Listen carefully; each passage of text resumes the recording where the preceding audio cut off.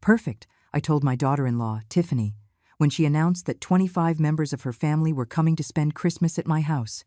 I'm going on vacation. You all can do the cooking and cleaning. I am not the maid. Her face went pale as if she had seen a ghost. But what she didn't know was that the real surprise was just beginning. My name is Margaret. I am 66 years old, and for the last 5 years, I have been treated like the servant in my own home. It all started when my son Kevin married that woman. From the very first day, Tiffany decided I was her personal employee. Margaret, get me some coffee. Margaret, clean this up. Margaret, cook for my guests. And I, like a fool, always obeyed. I thought it was how I could keep my family together, but I had reached my limit. That Tuesday in December, Tiffany swept into my kitchen as she always did, without knocking, with that fake smile I despised. She was wearing a ridiculously expensive red dress, undoubtedly paid for with my son's money.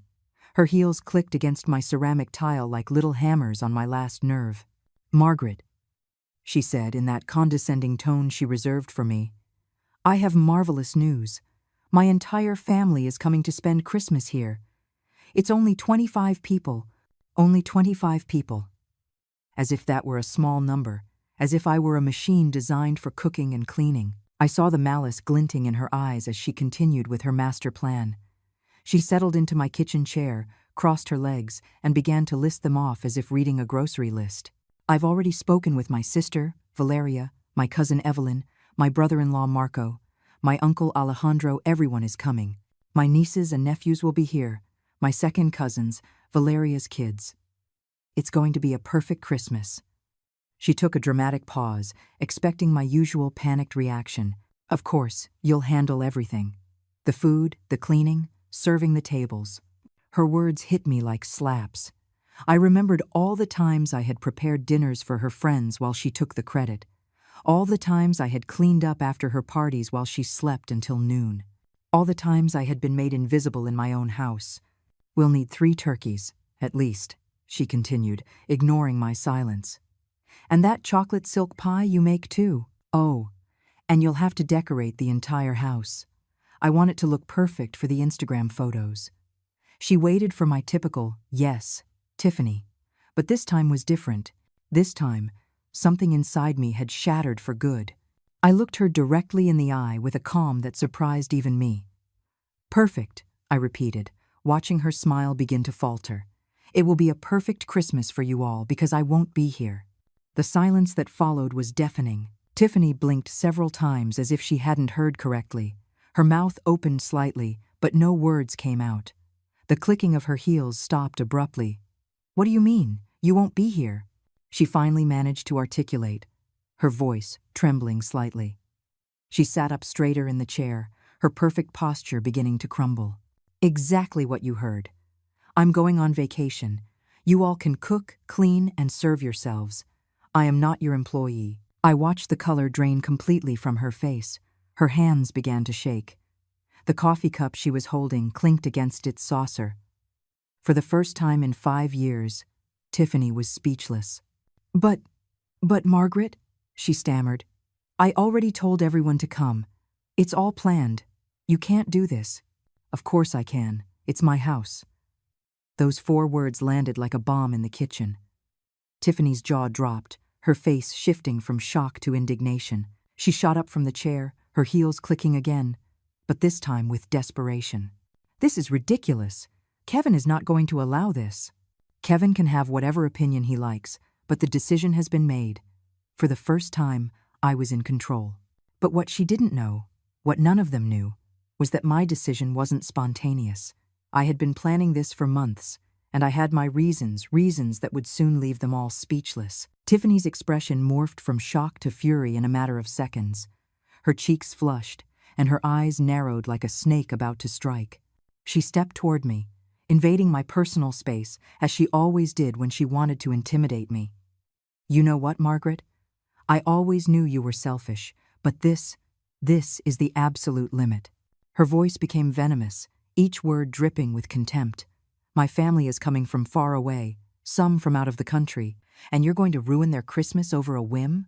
A whim. 5 years of mistreatment, humiliation, and emotional abuse, and she called it a whim. I felt rage rise in my chest, but I remained serene. I had learned to control my emotions after so much time as her victim. "That's not my problem," I replied with a calm that unnerved her even more. "You should have consulted me before inviting 25 people to my house." "Our house!" she shrieked, losing her composure completely. "Kevin is your son. This house will be ours one day." There it was, the truth that had always hovered in the air but had never been spoken aloud. Tiffany didn't see me as family. She saw me as a temporary obstacle before she inherited everything I had built with years of hard work and sacrifice. "Interesting perspective," I murmured, watching her pupils dilate with panic as she realized what she had revealed. "Very interesting." At that moment, I heard keys in the front door. Kevin was home from work. Tiffany ran to him like a child tattling to her father, her heels clattering with desperate urgency. "Kevin! Kevin, your mother has gone insane. She says she won't help with Christmas. She says she's going on vacation and leaving us alone with my entire family." I heard their muffled voices from the living room. Tiffany spoke in a rush, her tone sharp and dramatic. Kevin murmured responses I couldn't make out. After a few minutes, their footsteps approached the kitchen. My son appeared in the doorway, his suit wrinkled after a day at the office, his face tired but annoyed. Behind him, Tiffany followed like a shadow, arms crossed and a triumphant expression on her face. She clearly expected him to put me in my place. "Mom," Kevin began in that patronizing tone he had adopted since his marriage. "Tiffany told me about your decision. Don't you think you're being a little dramatic?" Dramatic. My own son was calling me dramatic for refusing to be his wife's servant. I felt something cold and hard settle in my stomach. Something that had been growing for months finally crystallized in that moment. "No, Kevin, I'm not being dramatic. I'm being clear. But Mom, it's Christmas. It's a time for family. Tiffany already invited everyone. We can't cancel now." "I didn't say to cancel. I said I won't be here." Tiffany stepped forward, placing herself between Kevin and me like a human barrier. "See what I mean? She's become completely irrational. What will my family think? What am I going to tell them?" "Tell them the truth," I answered calmly. "That you assumed I would be your employee without consulting me, and that you were mistaken." Kevin sighed deeply, running a hand through his hair as he did when he was frustrated. "Mom, be reasonable. You know Tiffany can't cook for 25 people by herself. And why not? I've cooked for her parties for years. It's time she learned." "But I work," Tiffany protested. "I can't take days off to cook. My career is important." Her career. A part-time position at a boutique she had probably gotten through Kevin's connections. But of course, her career was more important than my time, my energy, my dignity. "Then hire a caterer," I suggested with a sweet smile. "There are many excellent options in the city." "Catering costs a fortune," Kevin exclaimed. "Why spend thousands of dollars when you can?"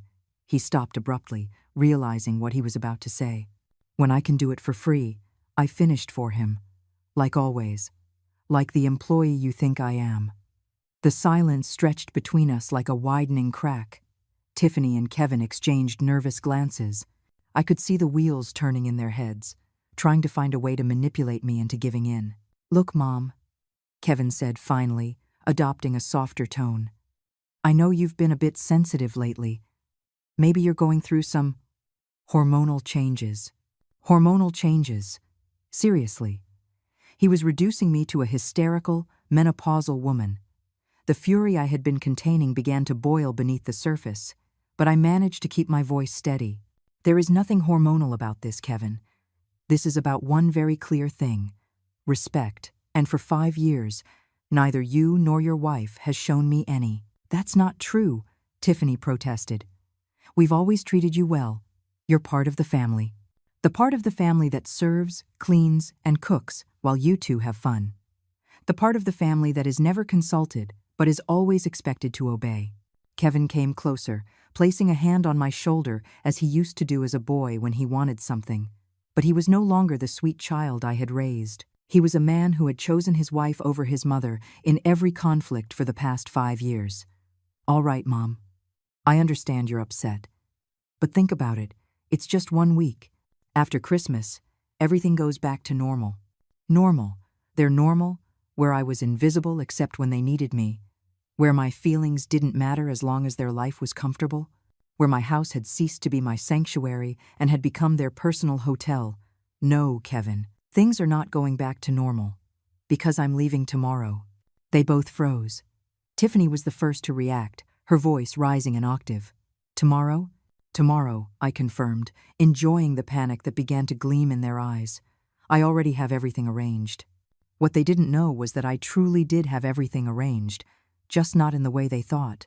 "This is insane!" Tiffany shrieked, her eyes wide as she paced my kitchen like a caged animal. "You can't leave tomorrow. It's impossible. My family arrives in 3 days." "Well, you should have thought of that before you took for granted that I would be your employee," I replied, maintaining my serene tone as I calmly washed my coffee cup. Every movement was calculated to show that her dramatics didn't faze me. Kevin just stood there, shifting nervously from one foot to the other, clearly torn between supporting his hysterical wife and trying to reason with me. His eyes darted between the two of us, as if he were watching a tense tennis match. "Mom, please," he finally murmured. "At least tell us where you're going. When will you be back?" "I'm going to visit my sister in Miami," I lied smoothly, "and I'll be back after New Year's." The lie came so naturally it surprised even me, but it was necessary.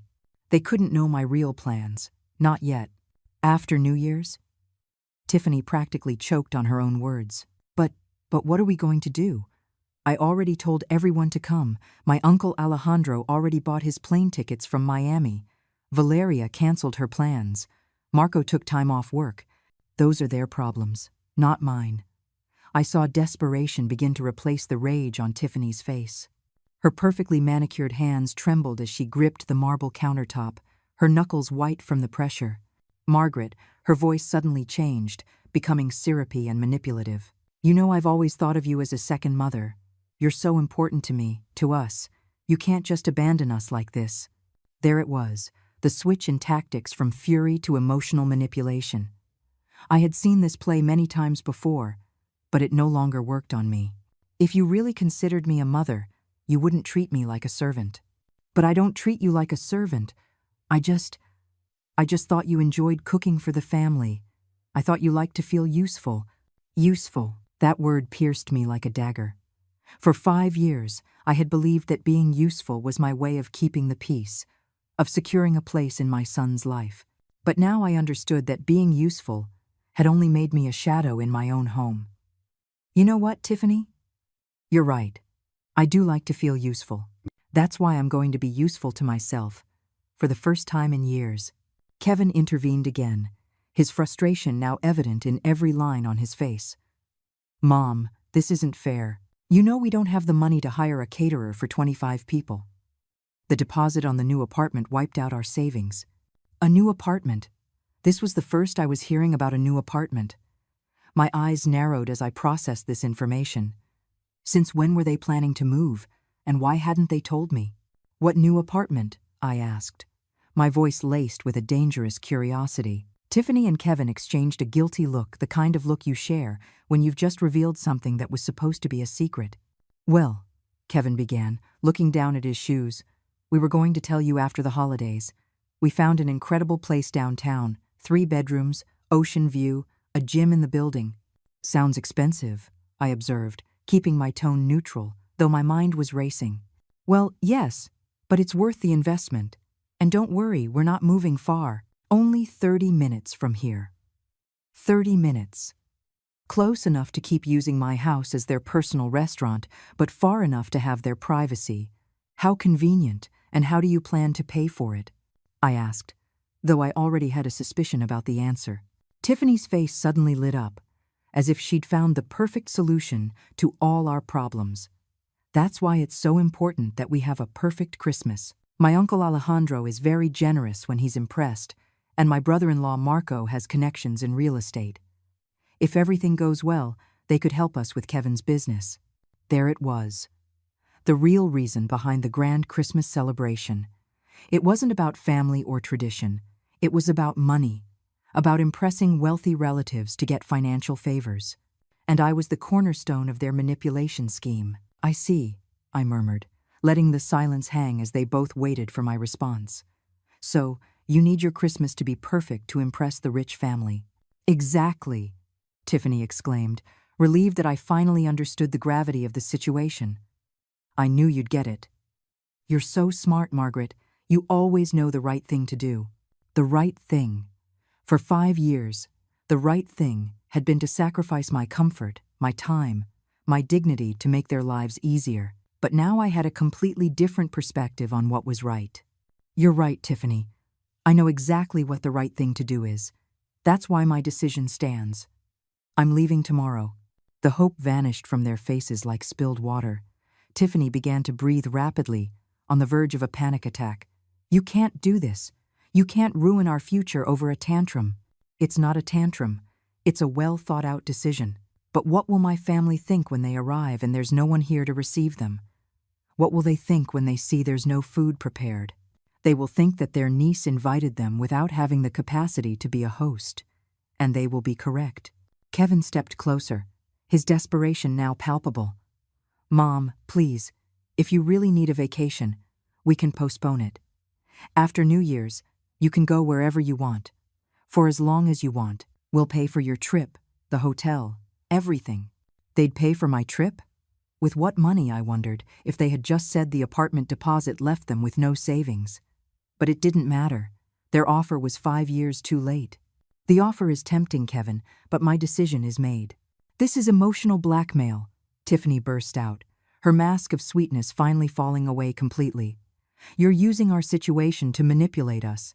Emotional blackmail. The words hung in the air like an unwitting confession. Because if I was engaging in emotional blackmail by refusing to be their free employee, what had they been doing for 5 years? You know what emotional blackmail is, Tiffany? It's making me feel guilty every time I don't want to cook for your friends. It's telling me that a good mother-in-law always puts the family first when I refuse to clean up after your parties. It's assuming my plans don't matter because I'm retired and have nothing better to do. Every word was a bullet that hit its mark. I saw them both flinch slightly with each accusation because they knew it was true. All of it was true. That's not the same thing, Tiffany stammered, but her voice had lost all its previous force. You're right. It's not the same. Because what you two have done is much worse. You have taken my generosity for granted for years. The kitchen fell into a tense silence. I could hear the ticking of the wall clock, the hum of the refrigerator, Tiffany's ragged breathing. But what I could hear most clearly was the sound of my own approaching freedom. Because tomorrow, everything would change, and they had no idea just how much. That night, while Tiffany and Kevin were still in the living room arguing in desperate whispers, I locked myself in my room and pulled out my laptop. It was time to set the second phase of my plan in motion, a plan that had been brewing for months, ever since I discovered something that changed my entire perspective on my dear daughter-in-law. 3 months earlier, while foolishly cleaning Kevin's home office, I had found a forgotten folder among his papers, filled with bank statements, printed emails, and legal documents. At first, I thought they were work papers, but something caught my eye. Tiffany's name appeared again and again in transactions I didn't understand. That night, after they went to sleep, I returned to the office and reviewed everything meticulously. What I found chilled me to the bone. Tiffany had been spending money they didn't have. A lot of money. Credit cards in Kevin's name that he knew nothing about. Personal loans using the house as collateral, and compulsive shopping sprees at luxury stores that added up to over $50,000 in debt. But that wasn't all. I also found emails where Tiffany discussed with her friends how to manage Kevin so he wouldn't discover her spending, how to keep him distracted while she kept shopping. And most chilling of all, a message thread where she planned to convince him to sell the house to invest in their future together. My house. The house I had lived in for 30 years. The house I had paid for with my work, my savings, my sacrifices. Tiffany wanted Kevin to sell it to pay off her compulsive shopping debts. That night, I couldn't sleep. I stayed awake until dawn, processing the betrayal, the manipulation, the deceit. But along with the devastation, something else began to grow. A cold, calculated determination to protect myself. The next day, I began my own silent investigation. I hired a private detective, a discreet man my lawyer had recommended years ago. I asked him to track all of Tiffany's financial activities. What we discovered was even worse than I had imagined.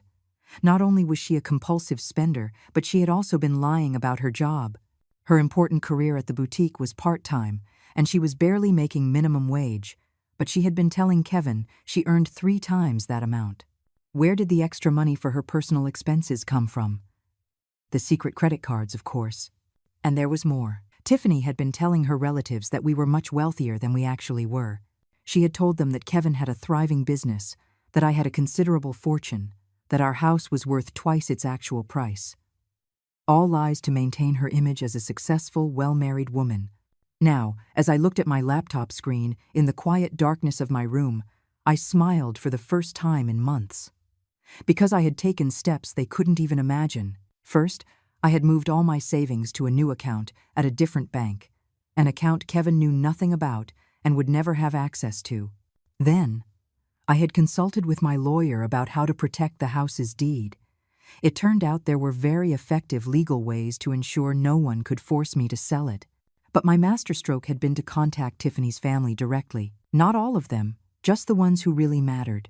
Her uncle Alejandro, the successful businessman from Miami, her brother-in-law Marco, the real estate agent who was supposedly going to help them, and her sister Valeria, who worked in finance and had an impeccable reputation.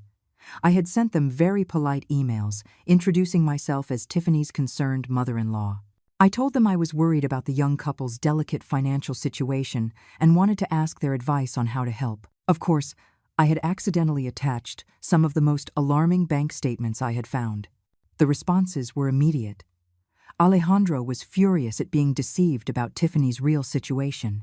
Marco immediately canceled any plans for financial assistance.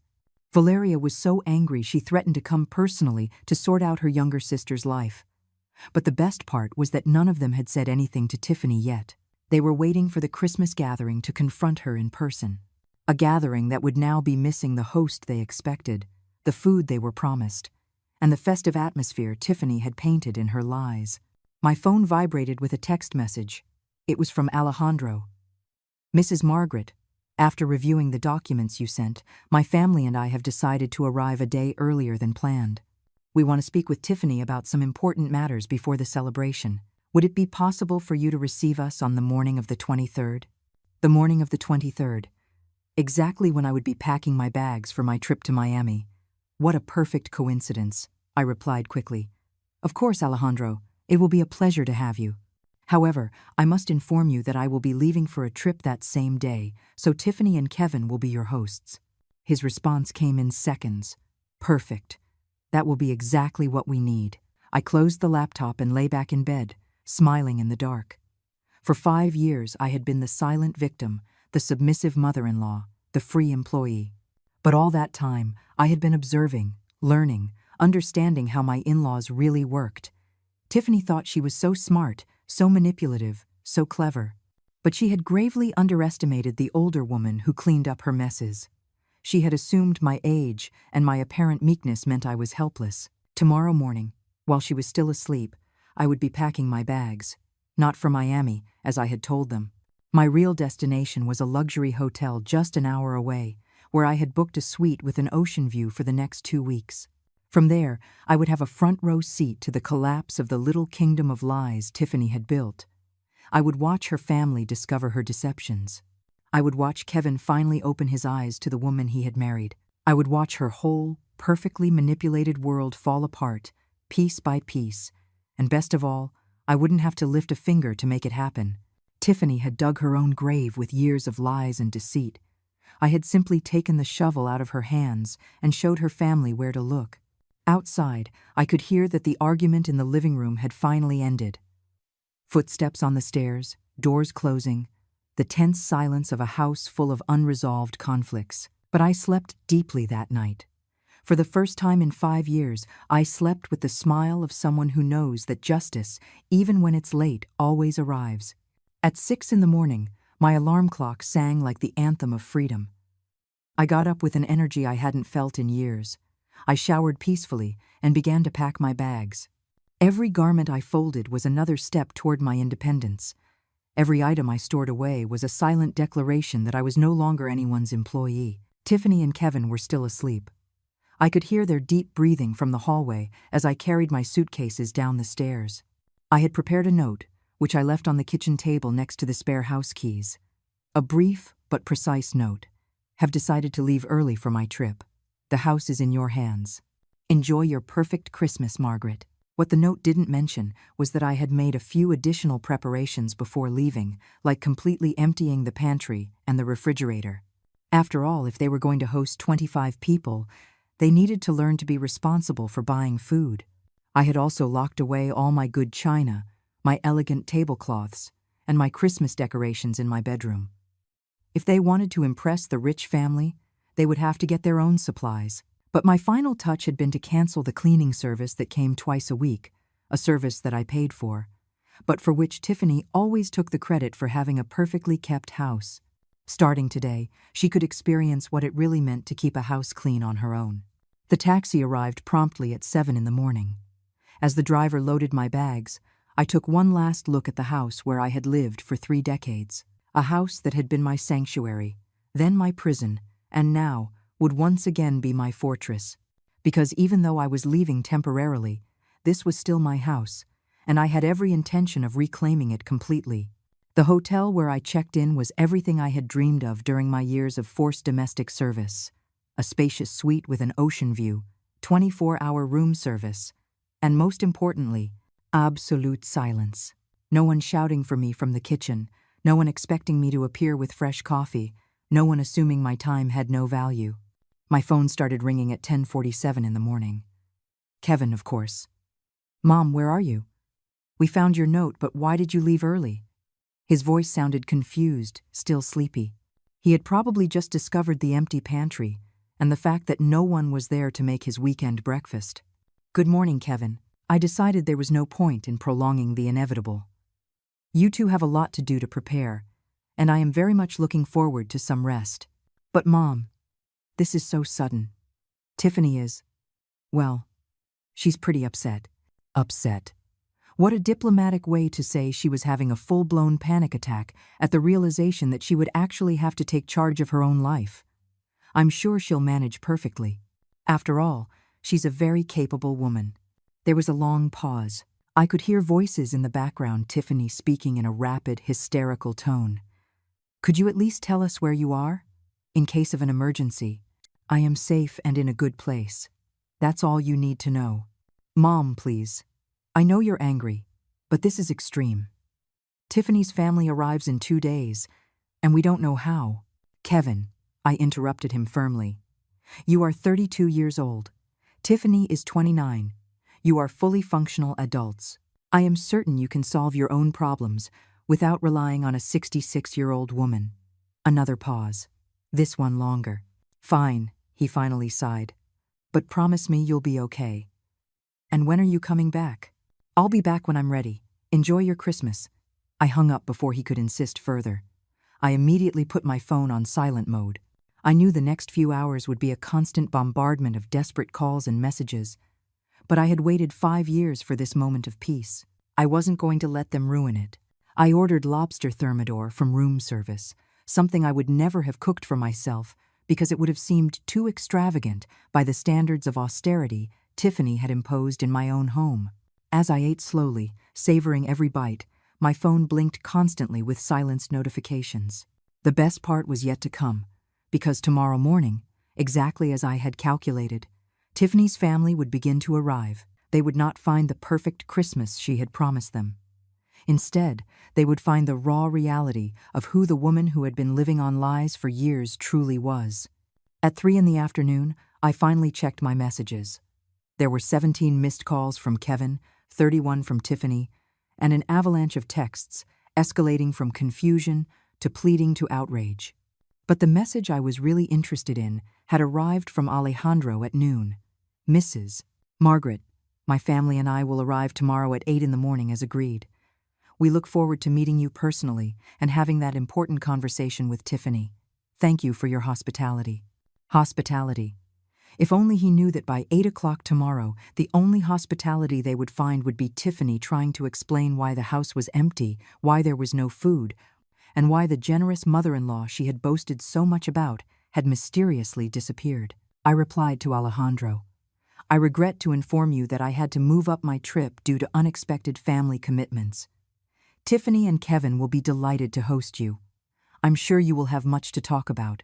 His response was immediate. I understand perfectly. In fact, this might be for the best. Some conversations are better had in private. Private. Exactly what they needed. A private conversation between a woman who had been lying for years and a family that finally knew the truth about her financial deceptions. That afternoon, as I enjoyed a massage at the hotel spa, I allowed myself to imagine the scene that would unfold tomorrow morning. Tiffany and Kevin waking up in a panic, making a last-minute run to the grocery store, desperately trying to create the illusion of hospitality they had promised.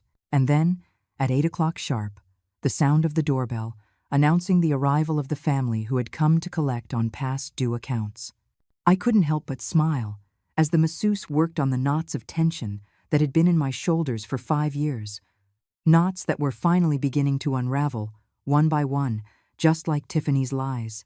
The morning of the 23rd dawned with a clear sky, and my phone exploded with calls. I woke to the first call from Kevin at 6:30 in the morning. I didn't answer. While I leisurely ate eggs Benedict with smoked salmon on my suite's terrace, I decided to check the voicemails. The first was from Kevin.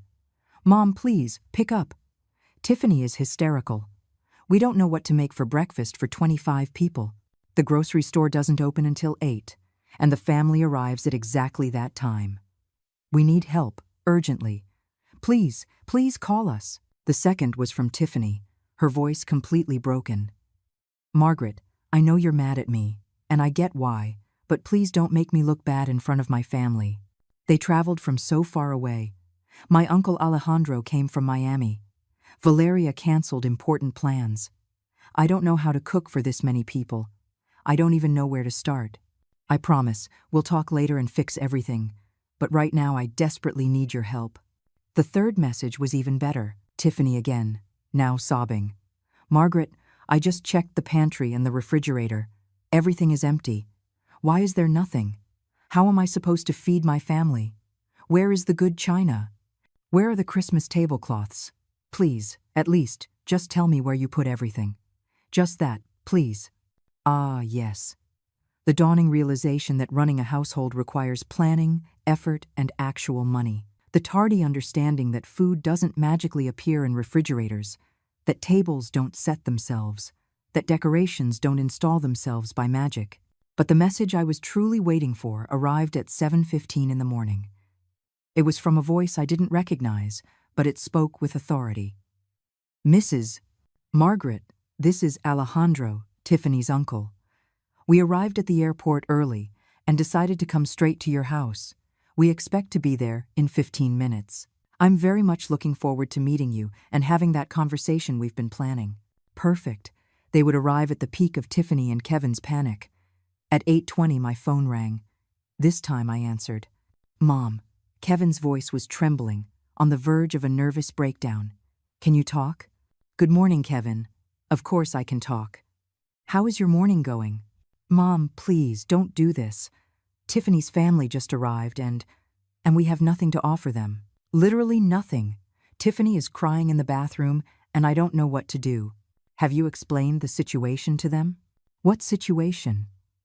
How do I explain that my mother decided to go on vacation right when we needed her most? When they needed me most? Not when I needed respect or understanding or a simple thank you for 5 years of service. Only when they needed me. Tell them the truth, Kevin, that for 5 years you took it for granted that I would be your unpaid domestic servant and that I finally decided I deserved a vacation.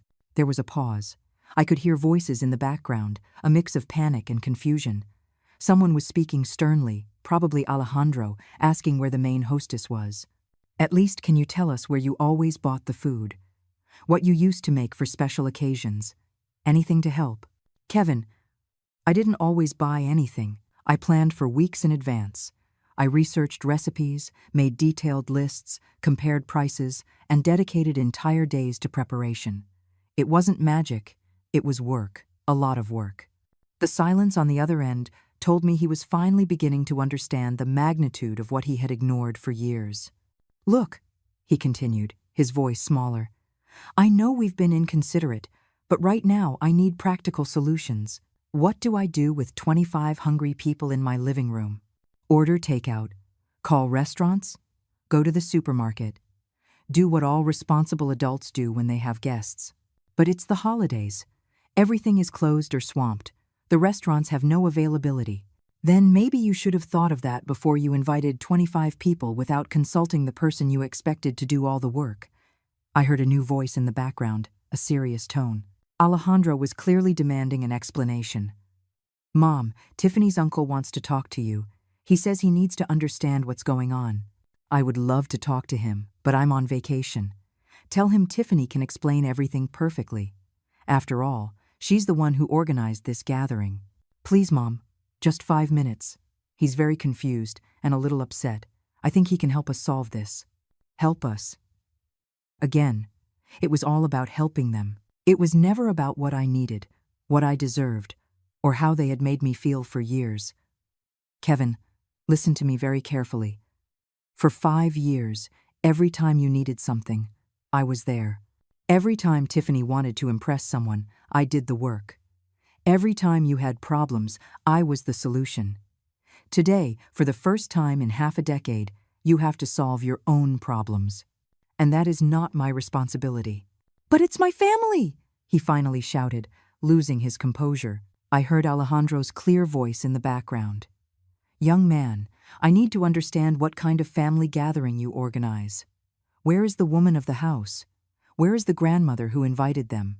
Alejandro had clearly understood from his conversations with Tiffany that I was the matriarch who organized these events, the main hostess, the person responsible for the family's hospitality. And now there was no one. Just 2 confused adults finally facing the consequences of their own choices. Mom, please, at least talk to him. Explain that there's been a misunderstanding. There is no misunderstanding, Kevin. There is a reality that you refused to see for years. And that reality is that without mutual respect, there is no functional family. I hung up. This time, I turned the phone off completely. It was time for the next phase. I went down to the hotel's business center. It was time to deploy the most delicious part of my plan. I sat at a computer and opened my email. I had several new messages from Tiffany's family. The first was from Valeria, the financially responsible sister. Dear Margaret, we've just arrived at your house, and the situation is quite confusing. Tiffany told us you left for an emergency, but we don't understand why the house seems uninhabited. There is no food, no Christmas preparations, and frankly, Tiffany's attitude is very strange. Could we speak by phone? The second message was from Alejandro, his tone considerably more serious. Mrs. Margaret, I respect that you had to travel for an emergency, but I need to understand what is happening in this house. Tiffany cannot coherently explain why the food she promised is not here, why there are no Christmas decorations, or even why she did not know you would be gone. This does not align at all with the family picture she painted for us. Please contact me urgently. Perfect. It was exactly the opening I had been waiting for. I replied to both emails with a carefully constructed message. Dear Alejandro and Valeria, I deeply apologize for the confusion. I was forced to move up my trip due to circumstances I would rather not discuss over email. However, I believe it is important for you to understand Tiffany and Kevin's true situation before continuing with any Christmas plans. The documents I previously sent you reflect only part of the financial reality. If you truly wish to help Tiffany, I suggest you have a very frank conversation with her about her spending habits and her unrealistic expectations regarding family support. Sincerely, Margaret. I sent the message and waited. I didn't have to wait long. 20 minutes later, my hotel room phone rang. It was the front desk. Ma'am, you have a long-distance call. A Mr. Alejandro says it's urgent. Put him through, please. Alejandro's voice was tense, but controlled. Mrs. Margaret, thank you for taking my call. I need to ask you some direct questions about my niece. Of course, Alejandro. I'm all ears. First, is it true that Tiffany has been asking you to cook and clean for all her family gatherings? That is correct. For the last 5 years, every time you have visited or she has had guests, I have handled all the preparations. And when she told us about the elaborate dinners and perfect events, was she organizing them or were you? I planned everything from scratch. Tiffany took the credit. There was a long pause. I could hear voices in the background, clearly Alejandro arguing with someone. Second question. The financial statements you sent us, are they real? Completely real. I obtained them directly from my son's personal files. And Tiffany knows you discovered her debts? Number. Until today. She had no idea that I knew about her secret spending or her lies about her income. I see. His voice had turned to ice. One more question. Why did you decide to leave at this exact moment? Because I grew tired of being treated like a domestic servant in my own house. Tiffany assumed I would cook for 25 people without even asking if I was available or willing. The silence that followed was long and tense. Finally, Alejandro spoke, his voice dripping with disappointment and contained anger. Mrs. Margaret, my family owes you an apology. Tiffany has been lying to us for years. She painted a picture of you as a prosperous family where she was the perfect organizer. She asked us for financial help to expand Kevin's business, when apparently the money was to pay off her compulsive shopping debts. I'm afraid so, and we, like fools, were ready to help because we believed she had proven herself to be responsible and successful, when in reality, you have been the one keeping everything running while she took the credit. Well, now we know. And let me tell you, my family does not tolerate this kind of deceit. Tiffany is going to have some very serious explaining to do. Alejandro, if I may suggest something? Please. I think it would be beneficial for Tiffany to face the natural consequences of her decisions. She has lived in a bubble of privilege where others solved her problems. Perhaps it's time for her to learn to be truly independent. I completely agree. In fact, I have some news for her that is going to change her perspective drastically. The supposed financial support she was expecting from the family for her husband's business, well, that was entirely dependent on her demonstrating fiscal responsibility and transparency. After seeing these documents and the current situation, I can assure you there will be no support. My smile widened. I understand. But there's more. My brother-in-law Marco, who was going to help them with real estate connections, is also very upset. Apparently, Tiffany had asked him to evaluate some properties for investment, including the house where you live. Did you know about this? This was new. I hadn't known Tiffany had gone so far as to ask Marco to evaluate my house for a sale. No, I did not know that. Well, Marco is furious. He invested time and resources based on false information. He feels completely deceived. Which brings me to my main point. My family has decided that this perfect Christmas is going to become a family intervention. Tiffany will have to explain every lie, every deception, every manipulation. A family intervention. This was even better than I had planned. Not only would Tiffany have to face the logistical disaster of her party, but she would also have to account for years of deceit before her entire family.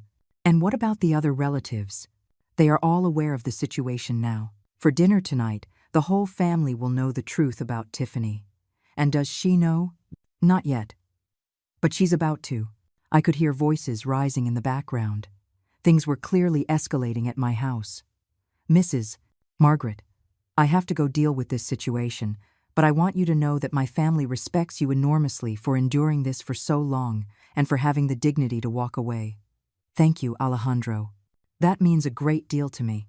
One more thing. When you are ready to return, we hope to meet you properly. The real Margaret, not the employee Tiffany pretended you were. It will be a pleasure. I hung up and leaned back in my chair, feeling a deep, warm satisfaction. At my house, Tiffany's world of lies was crumbling, piece by piece, exactly as I had planned. That evening, I hired a discreet car service to take me for a drive through my neighborhood, just to observe from a safe distance. The scene I found surpassed my wildest expectations. There were several rental cars parked haphazardly, and multiple grocery bags were scattered on the front porch, clearly abandoned mid-crisis. It was like watching a telenovela in real time, only 1,000 times more satisfying. My phone vibrated. It was a text from Valeria. Mrs. Margaret, could you call me? I need to ask about additional documents. I called immediately. Mrs. Margaret, she said, her voice tense, I'm reviewing my sister's financial situation, and it's worse than we thought.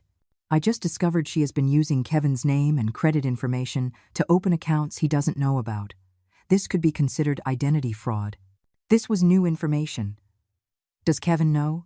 We just told him an hour ago. He's in shock. He keeps saying it must be a misunderstanding. Valeria, I have to ask something delicate. Did you know Tiffany told our family that you were considering making her the beneficiary of your will? The question hit me like a lightning bolt. What? Yes. She told us you were planning to leave her the house and a significant part of your savings. She used that as collateral for some of the loans she took out from family. The betrayal was even deeper than I had imagined. Valeria, I can assure you that is completely false. My will does not include Tiffany as a beneficiary of anything. I imagined so. But she used that story to borrow over $20,000 from some of our cousins in the States. $20,000 in debt that I was supposedly going to cover with my death. It was so twisted, so maliciously calculated. How is Tiffany reacting to all this? I asked. There was a long pause. She's in complete denial. She keeps insisting it's all a misunderstanding, that you're being vengeful because you felt left out of the Christmas plans. Of course, even when confronted with irrefutable evidence, Tiffany was still trying to play the victim. And the Christmas celebration? Valeria laughed bitterly. What Christmas? Tiffany ordered pizza for 25 people because she didn't know how to cook anything else. We're eating off paper towels because she can't find the good plates. Instead of celebrating, we're having the most intense family showdown of our lives. Pizza for 25. The irony was delicious. What do you plan to do now? I asked. Some of us are leaving tomorrow. This isn't the family reunion we expected, but a few of us are staying to make sure she understands the consequences of her actions. All family loans are being called in immediately. The financial support for Kevin's business is gone, and we will be informing other family members to protect them from future manipulations. It was poetic justice. And Kevin? That's the saddest part. I think he truly knew nothing about her lies. He's devastated. My poor son. But I also knew this was the only way he would ever open his eyes. Valeria, there's one more thing you should know.